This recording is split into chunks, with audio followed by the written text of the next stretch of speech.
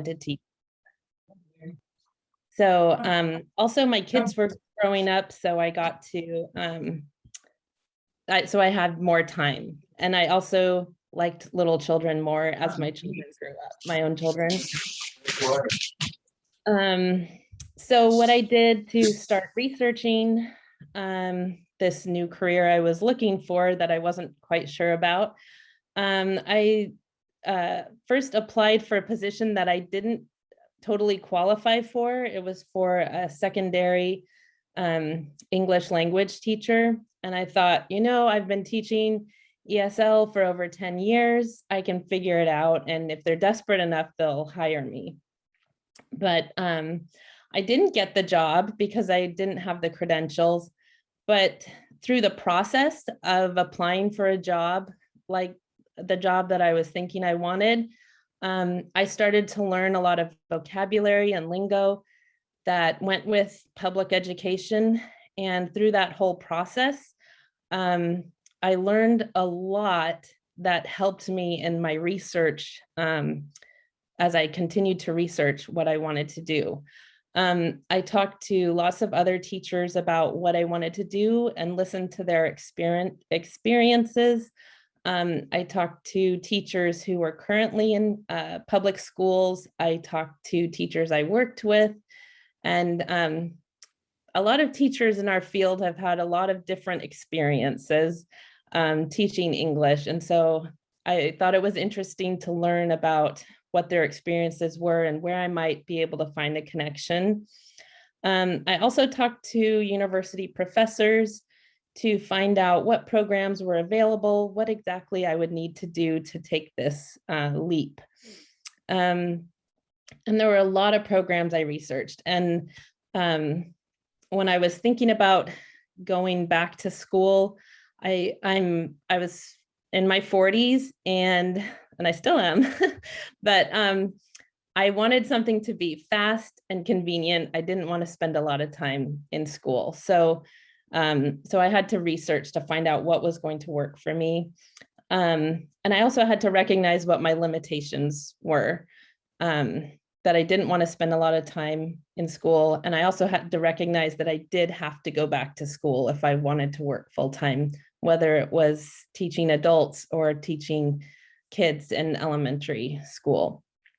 So I did go to an ESOL conference. I can't remember what year it was. It was when Delpha was the president.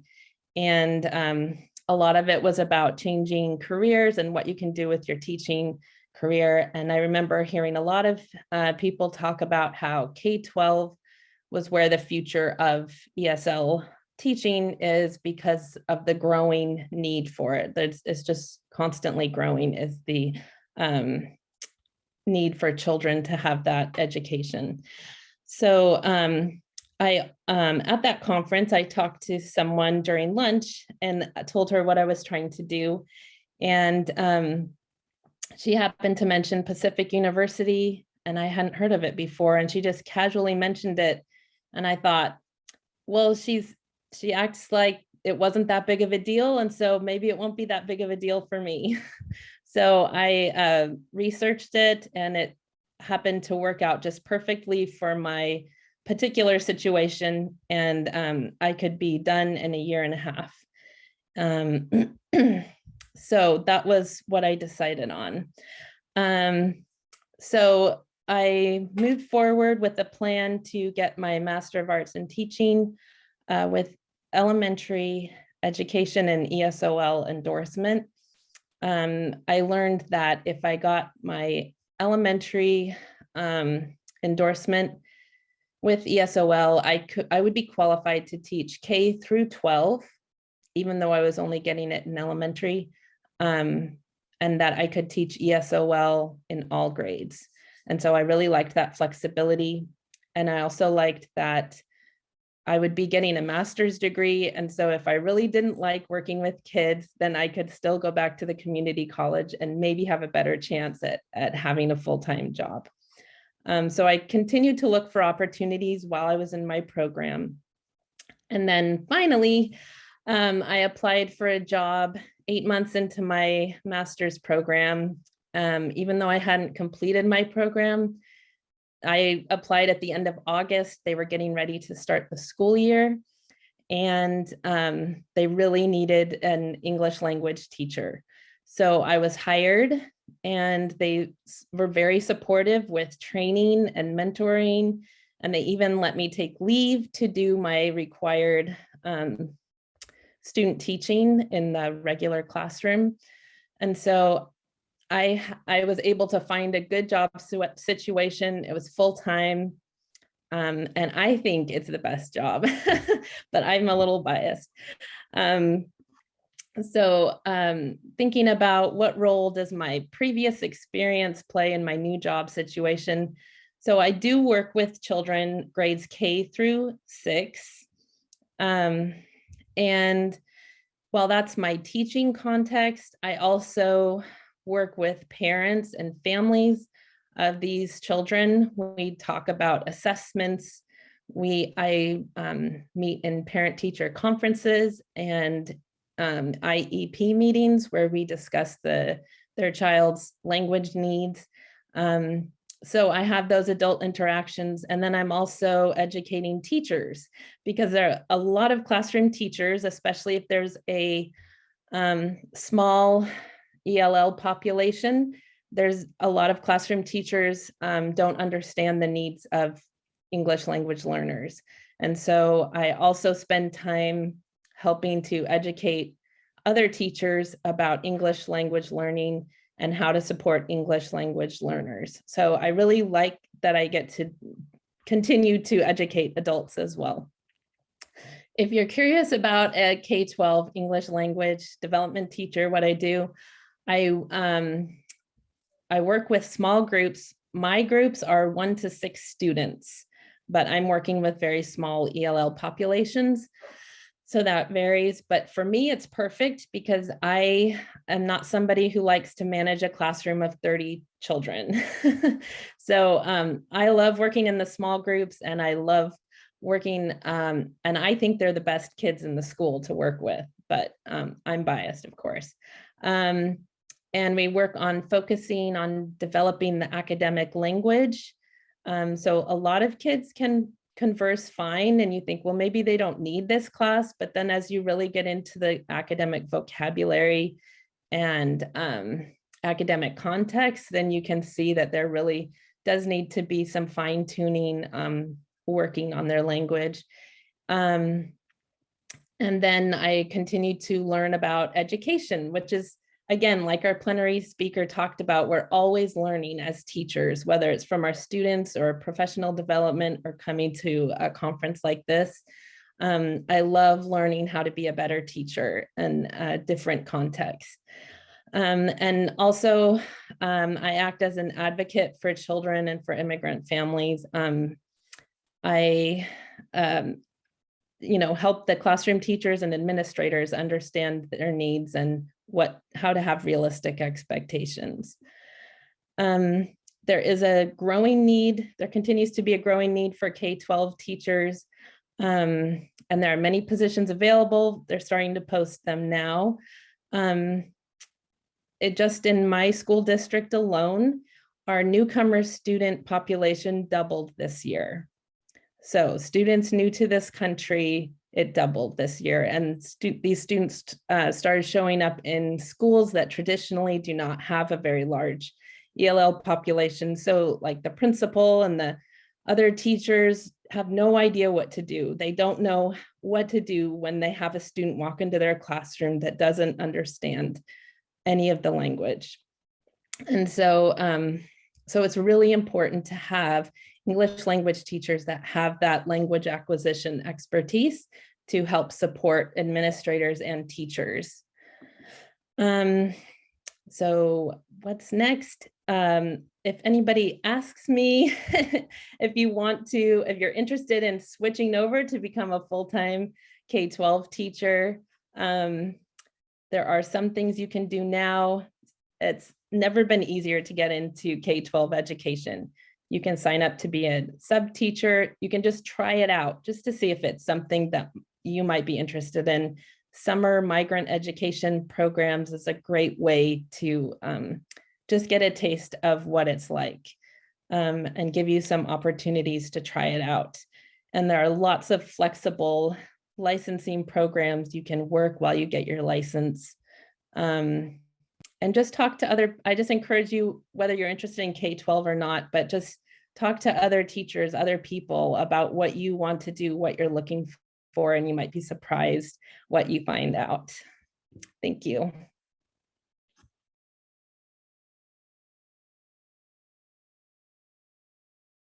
So now next up is Daniel Scharf.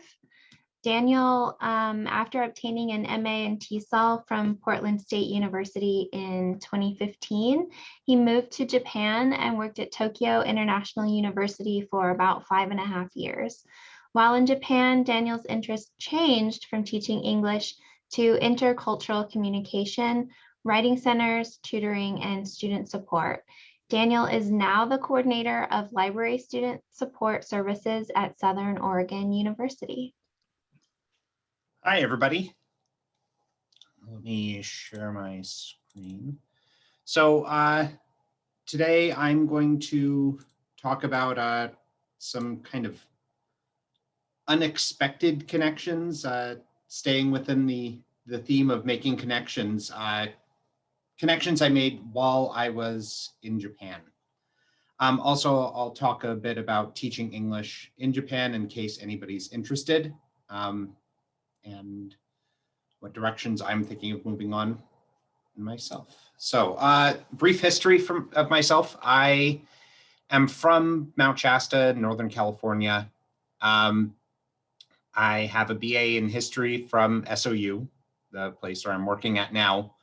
That was for a long, long time ago. I studied history and really wanted to see castles. So I got a TEFL certificate and moved to Germany and taught English in Germany for about 2 years. Came back to the US, realized cooking in a restaurant isn't the best career in life. So I went back to school and got an MA in TESOL from Portland State. I actually see 2 people here who I went to school with. Hi, Susan and Tim. It's great to see you again. After I graduated, I went to Tokyo International University and worked there teaching English for about 2 years, 2.5 years, 5.5 years. I don't know what I'm thinking. Sorry. Okay, let's move on. So teaching in Germany, it was fun. It's not the best career choice if people are thinking of doing it, especially if you just have a certificate. I was kind of freelance and it was really fun to do in your mid-20s, but not really a good career choice. I was working at In Lingua Freiburg, and there's Freiburg. Then went to grad school, graduated 2015. Some of the great people I went to school with, Tim and Susan, are not in that picture, sorry. So now on to the main part, working in Japan. So I worked at Tokyo International University. It's a kind of mid-tier university that focuses on English teaching. I think they have a sports, a nursing program. Those are all in Japanese. And then there is an EMI, English Medium Instruction Program, which I also taught with. Here's some pictures. This is the first 2 classes that I had.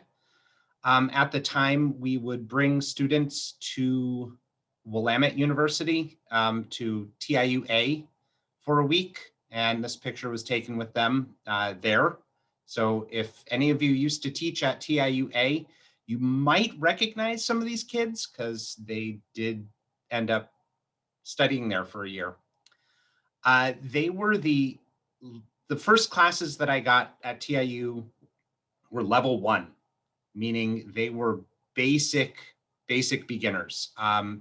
Everybody in Japan studies English for 6 years, but the grasp of English after they graduate from high school is still usually really low. And so these kids were terrified when I walked into the class and said, hello. And I was the first foreigner they had ever met up close and the only person who ever spoke to them purely in English. But we ended up getting along great. This is the team that I worked with. We took a picture every year. This is from a few years ago. I chose to show this picture. There I am in the middle.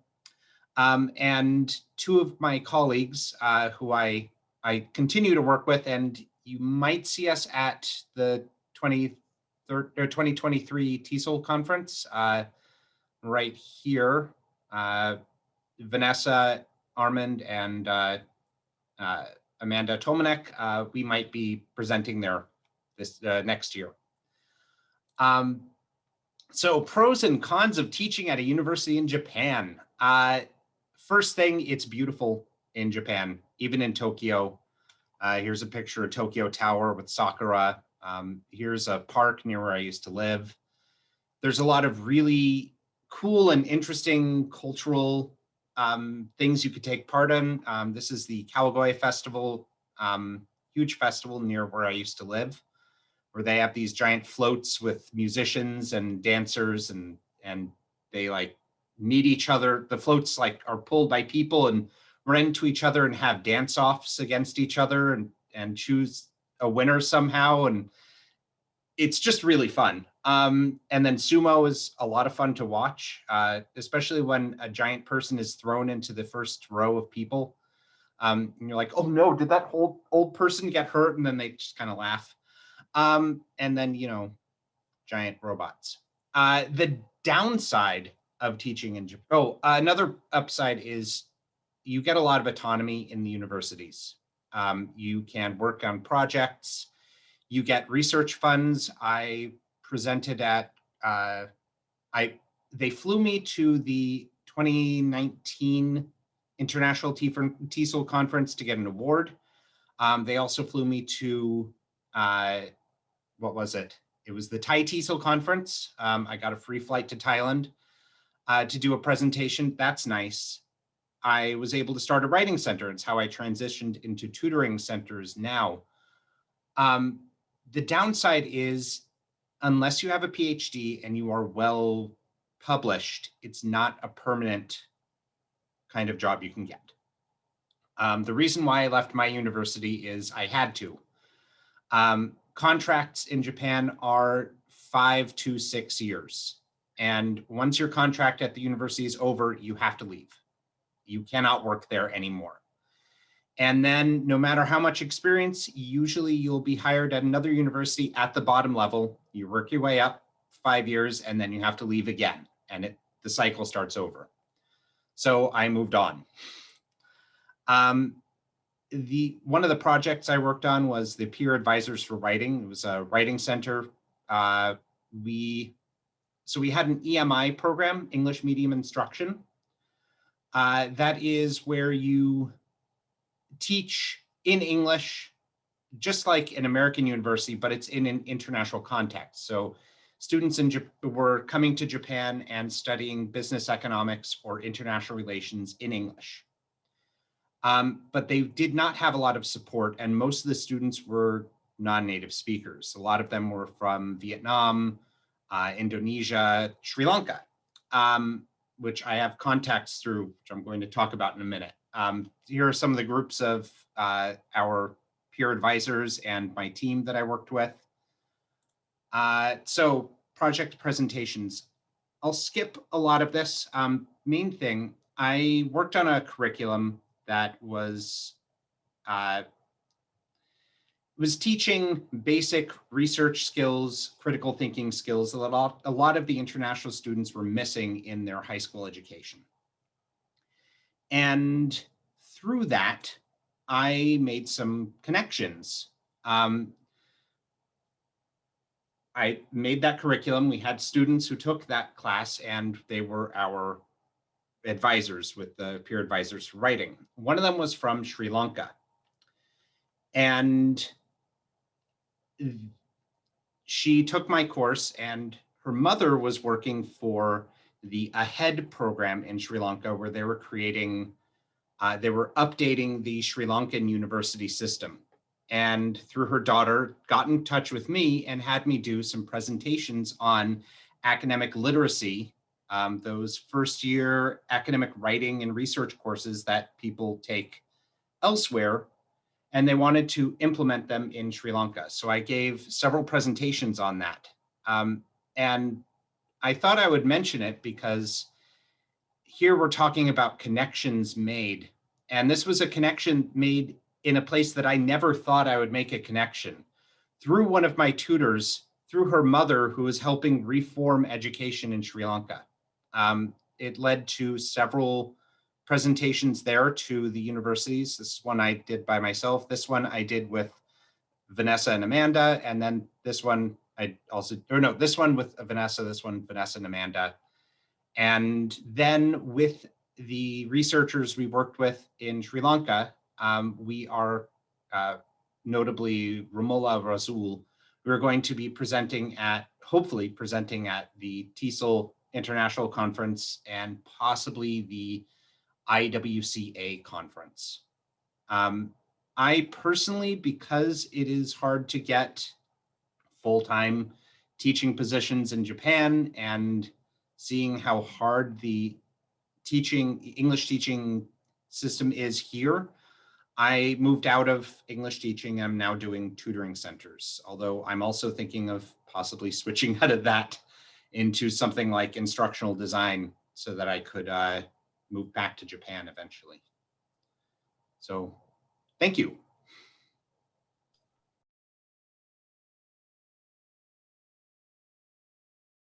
So next we have Delpha Thomas, who has a master's in education TESOL and is a former TESOL president who made the transition into instructional design and corporate training after more than a decade in the language classroom. She has taught English abroad in Istanbul, Turkey, worked in international education, and taught all levels and language skills of ESOL students in community college, including vocational ESL for students enrolled in medical professions career pathways. So thank you so much for being here, Delpha. Thank you. Yeah. So I've held, I want to say thank you first of all to the ORTESOL board for inviting me to come today. I know how incredibly challenging it is to get everyone flying in the same direction to put on workshops and conferences for people. And thank you for keeping that flame burning. I think the program looked great. It's great to see so many sponsors and other things of that nature. I held ORTESOL president, vice president, and adult ed SIG chairs. And what connected me to ORTESOL in the first place was kind of this moment in life where, you know, I'd gone to ORTESOL conferences quite a bit before I made the journey into teaching ESL in the United States. I'd actually joined ORTESOL when I was in Turkey, and I was there between 2005 to 2009. And that was my first experience teaching English, was, you know, being in that foreign language context where English is not spoken around you. And it was fascinating. I had many of the same experiences that Daniel had. And I learned a few things along the way. I don't want to spend too much time actually talking only about my experiences, but I also want to pepper this because I think you're all here because you want a moment of motivation, a tip on a next move that you can make, or some connection between how things sort of led each way. But one thing I do want to say about going and teaching abroad is that in my own personal experience, when I decided that was the career path that I wanted to take, I realized that I would need a master's degree.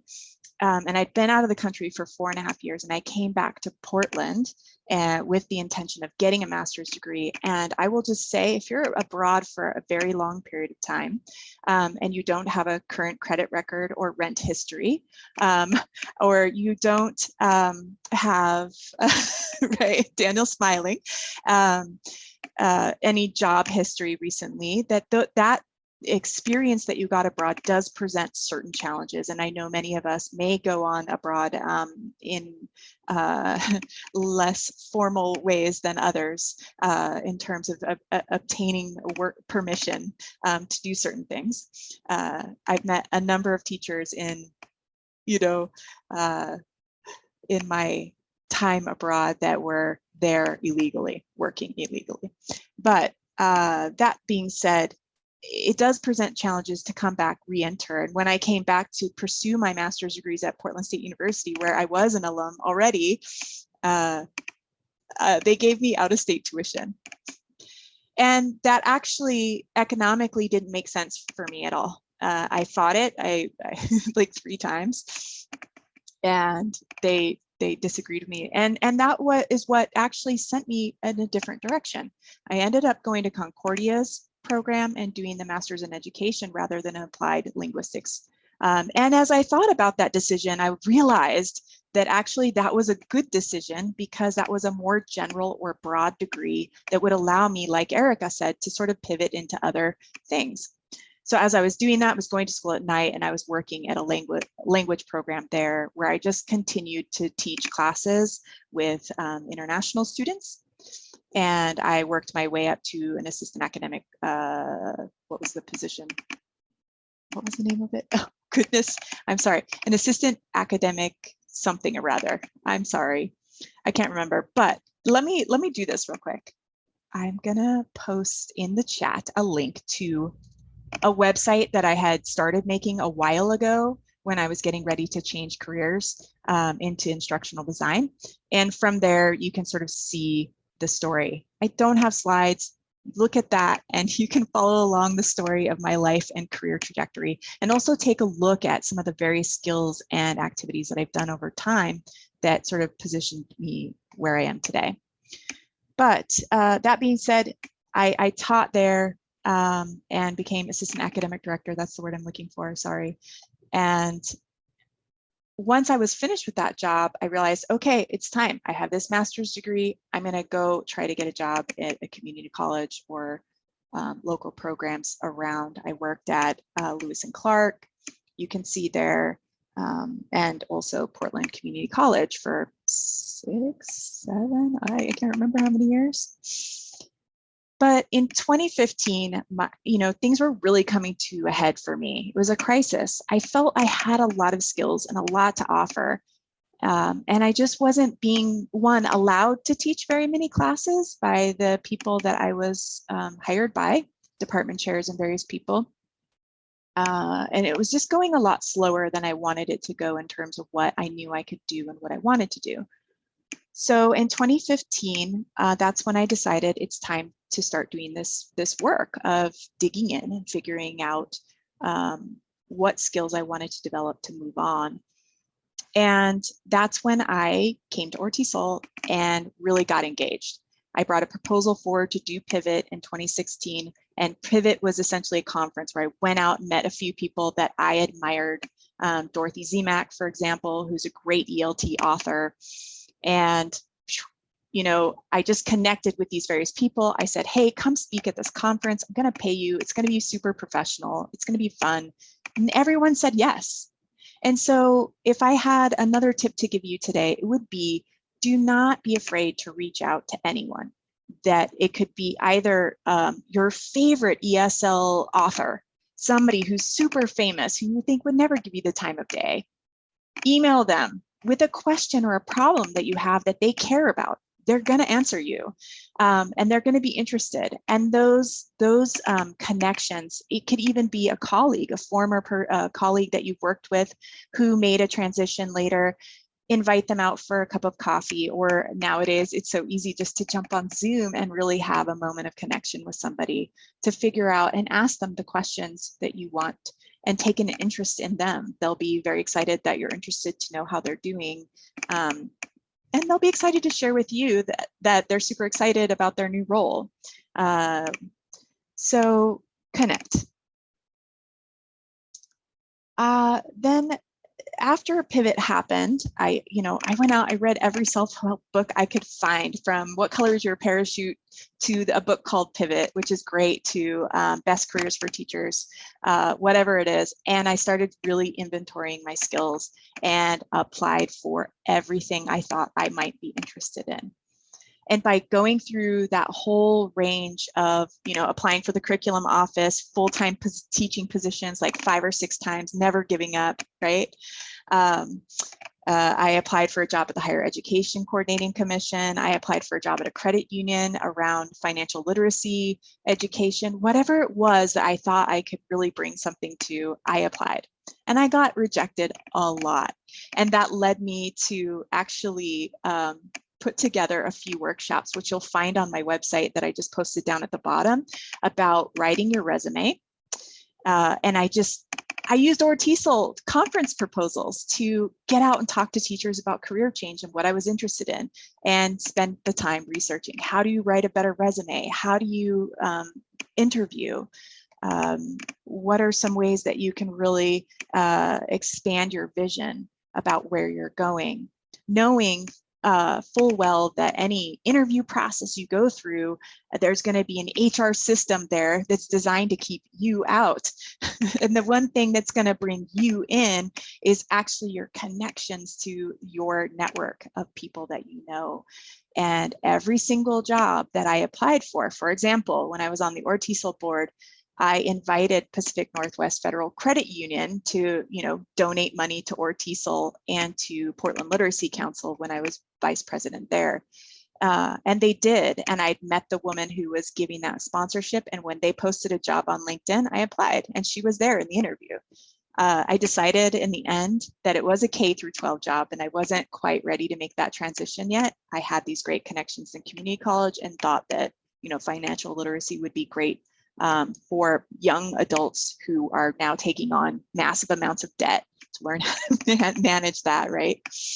So yeah, that was kind of all these connections that I made, and I was just flexible with anything I wanted to try and experiment with. But I did spend a lot of time thinking about my values. So my second big tip, and I don't want to overstep my time at all, is really dial in to what your values are. Your skills are already aligning with your values because you're all great at communication. You're all great at presenting ideas. You're all great at organizing things. Those are skills that are needed everywhere. And here's the thing. You love working with immigrants and refugees and people, newcomers to the country, or going out and being that communicator in another country. Those people have jobs, and they also have lives that aren't involved in the classroom. And there's lots of jobs that you can take where you can connect with those people and support them in their own communities and in their own professions as well, which is kind of where I find myself. But the last job that became available, and I will say, I heard somebody said it's never been easier. I can't remember what it was, but it's never been easier to change jobs right now as well. But what ended up eventually landing me in the instructional design pathway is that Portland Community College got a lot of federal stimulus money in order to bring more online programs to the campus. And it was an intense period. It was like working for a startup in some ways, right? You can imagine this like little organization with just a few employees suddenly going boom to 12 employees all at once, and nobody knowing what the heck, we're trying to do or achieve or how we're going to do it. And it was a complex thing. There were a lot of people involved, and it was a very challenging experience to become an instructional designer in that experience, but it taught me great skills. I look for the silver lining despite the challenges. For example, good client communication, working with somebody to develop their class and materials and getting them online and ready to go online, and developing interactives for their classrooms that meet those learning objectives or assessment objectives. And really having that clear line of communication, setting clear expectations with people about when certain things are going to be ready, what the process is going to look like, and all of those great business sort of project management skills that we develop over time as teachers, being great, super organized people. But the pressure of that was a little bit too hard for me. And again, I had formed a connection about 4.5 years ago with a woman named Julie Frank, who had also taught K-12 English language support courses in K-12 settings. And she made the change to instructional design. I reached out to her. She got me on a Zoom call and she just showed me the projects she was working on and all the cool things she was doing, showed me the program she was using, taught me, gave me links. Go sign up over here, go to Articulate and it's a free 30-day, thing. You can make a course there and just experiment and learn how to use it. And I did. And when she posted a job position, I applied for it. And I got the job. And it's not because necessarily I was the best candidate. And I think that's the unfortunate thing about a lot of job positions, is that it's who you know and it's your connections that matter. So get out there and meet everyone and don't be afraid. And after about a year in this position, I really, when I first took this position as a corporate trainer and instructional designer, I really asked myself, how does this align with my values? Am I going to get bored here? Am I going to, deal with this massive corporate megalith that is a utility company? I work for Pacific Power, and working at PCC taught me how to navigate large institutions with lots of different VPs and directors and coordinators and people like that. I had that skill set already and I was okay navigating it. And when it came to the end of thinking about critical infrastructure, providing energy for people, keeping the lights on, working with people to develop skills so that they're better communicators. So much communication training is needed in corporate America. It's ridiculous. But our company is also, making DEI initiatives that I really care about, and I get invited to create that content. Don't always agree with the way they present it or what it's about or why they're doing it, but the opportunity to participate in that creation and co-creation of content is really important to me. And I do it because I know it matters. And if you find yourself in an interview or in a job position, if you decide to change where those values are not being met, you'll know right away that it's time. There's my son. I told everybody I was doing a lecture. Honey, I'll be out in a minute, okay? Please close the door.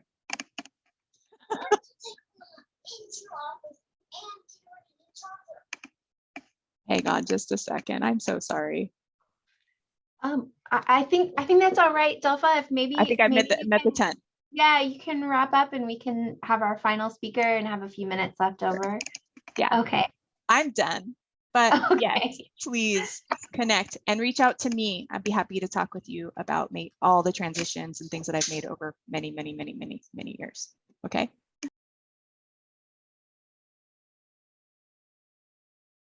And we have just one final speaker, Anne Greenhoe. Anne Greenhoe is an ESL and adult education professional with over 20 years of experience in university and community college settings in the US and the UAE. She has an MS in administration and program design for adult education from the University of Wisconsin-Milwaukee. Her work history includes the roles of instructor, department chair, writing center manager, coordinator, lead instructional writer, teacher trainer, and program designer. Whoa, made it to the end of that sentence. Currently, she teaches reading, writing, and math in the adult ed program at Portland Community College. She's also a trainer for Oregon Adult Career and College Readiness Standards and the program and instructional designer for the ELL Launch and Explore Career courses at Metro and Willow Creek at Portland Community College. Welcome, Anne. Thank you. That made my presentation much shorter, so that was a mouthful. Thanks for inviting me. For ESOL, everybody that invited me, so thank you. And I'm going to share my my slides. Mine's going to be much shorter. I took this to heart, so this will be pretty short. All right. Looking at this after doing this for about 20 years, it made me think, like, so I named this Zeno's Paradox, as I've been doing this for about just over 20 years now, and you'll see as we go through this. I started sort of backwards. This was in no way an intention of mine to become a teacher. And I was in the profession for about 6 years as a teacher before I actually considered myself one. And I started in my undergrad, I wanted to volunteer for Literacy of America, and they told me no, because they thought I was too busy at the time. I was a double major, so they said, wait till you graduate. And so I waited a couple of years and started volunteering at Literacy America, and I loved it. And so I decided that I wanted to move overseas. My husband and I decided to do that. And then we're like, how can we get a job overseas? So a friend of mine worked in, was teaching English overseas. And they were like, oh, just, you know, get a certificate and move over. So he had gone to a language school. And at the time, I didn't know the difference between a teaching certificate in TESOL or an MA in TESOL, or a language school certificate. I didn't know any of the differences. So I got a teaching certificate in TESOL from the linguistics department at University of Wisconsin. And in the first week of my first semester, I had to start volunteering in service learning. And at that position as a volunteer there was actually no, there was nothing there. I went to this community center. They told me, they pointed to a group of Polish immigrants and Hmong refugees that were drinking coffee at the corner of this community center, and told me to go over there and teach them English. And I was like, what? So I talked to my professor at the time, and she and I worked together, and we got this grant to start a ESL program. And so one of these, this was a very important moment in my career where I actually started a program at this community center in Milwaukee.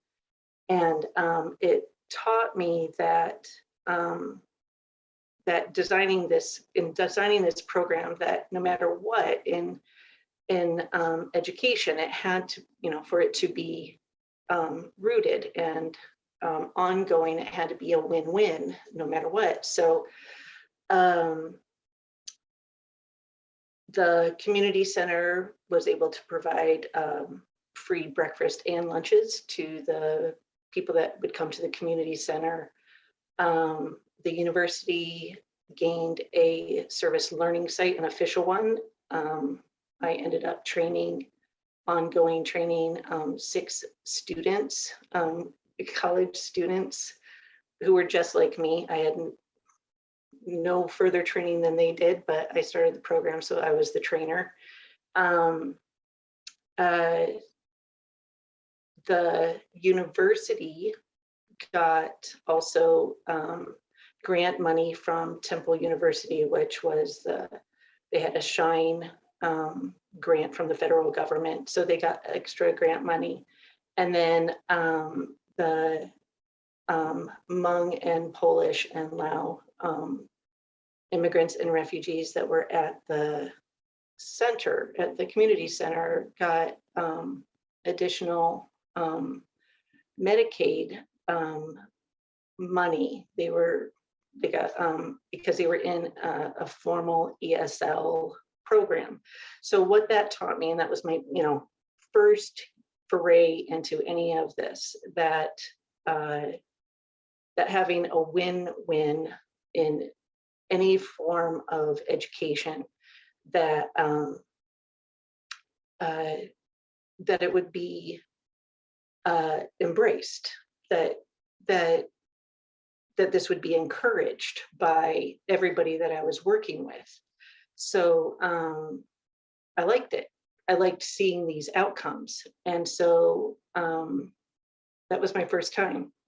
So I got this teaching certificate, and then I started working at this writing center at Alverno College, which was, I don't know if you've heard of it. It's an all-female college in Wisconsin, also a service learning college. That's what they're known for. So anyway, so I worked, so that was my first 6 years in this. All of this started me into a career the whole time thinking I was not a teacher. I was not an ESL teacher at all for 6 years. And that was part-time. But during this time, I didn't go into an MA in TESOL. I decided to get an MS in adult ed because my advisor at University of Wisconsin told me do not go told me not to go into TESOL because stateside it's really hard to get a full-time job. You know, almost impossible to get a full-time job in ESL. So, so from 2016, I actually worked full-time in ESL. So again, Zeno's paradox, I worked actually opposite of most people. I worked full-time in ESL. I worked in college writing overseas in the UAE. I was an instructional designer for almost the entire time I was at Zayed University in the UAE. I ran one course, ran 75 sections of one course. I wrote all the instructional materials for that class. Was the program designer for my department. Also ran the writing center there. I was the chair of the department. Incoming teachers, I was the trainer for that department also. Anyways, so in that career, also when I came back from the UAE, I got a full-time job back at Portland State University. There designed the Pathways program that's still working. Really happy about that. Again, what I learned back at that community center in Milwaukee, Wisconsin. Again, if it's going to work and keep on going, if it's going to work, you know, as long as it's everybody that's a stakeholder, as long as each person that has their foot in the game, then they have to have a winning foot. So how can each person win in this, whether it's the student or a colleague or the department? How is each entity gonna win? So the reason I was thinking Zeno's paradox is that's 19 years of a career on one slide.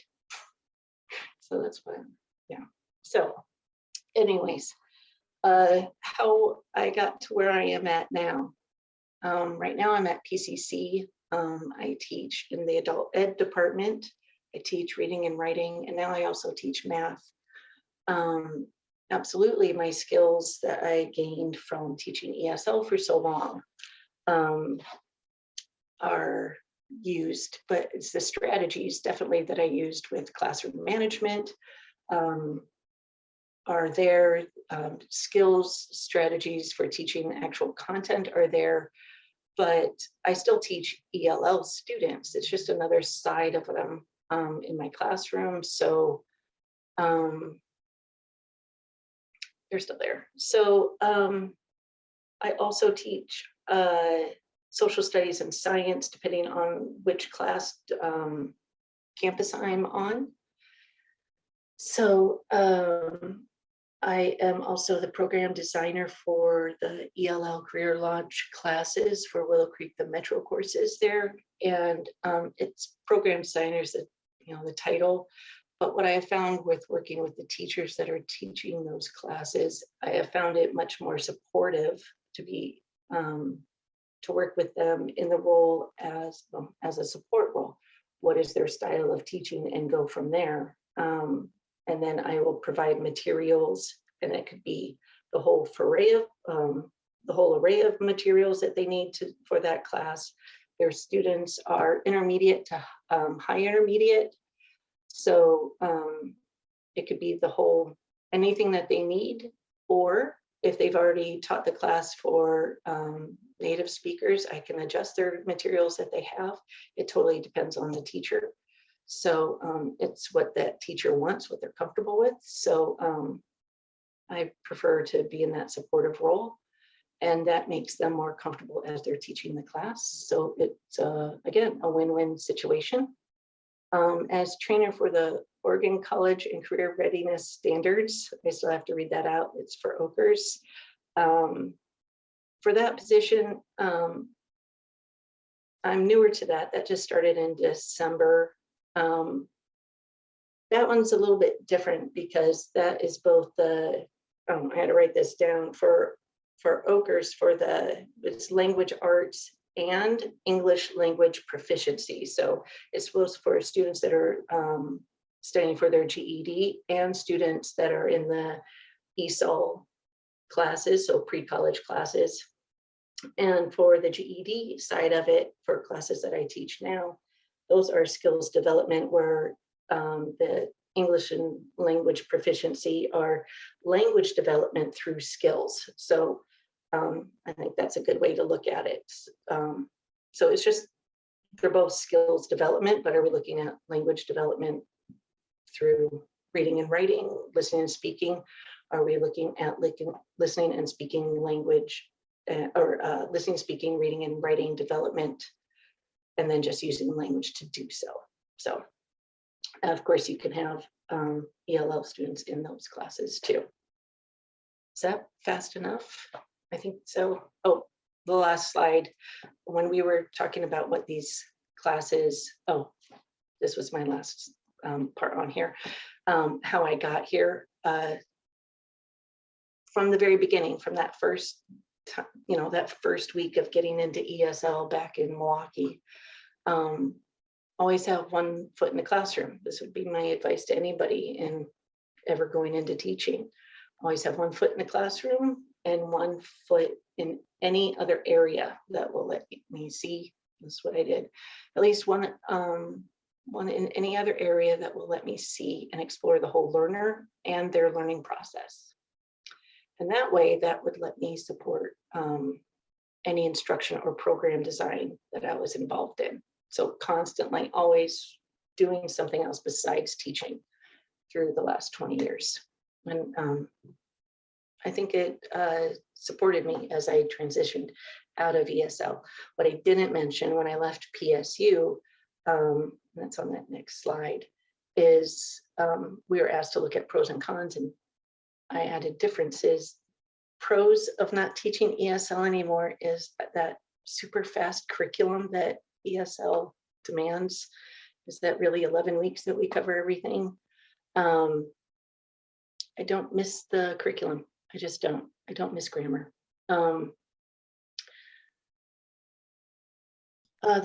Another pro is that it's familiar.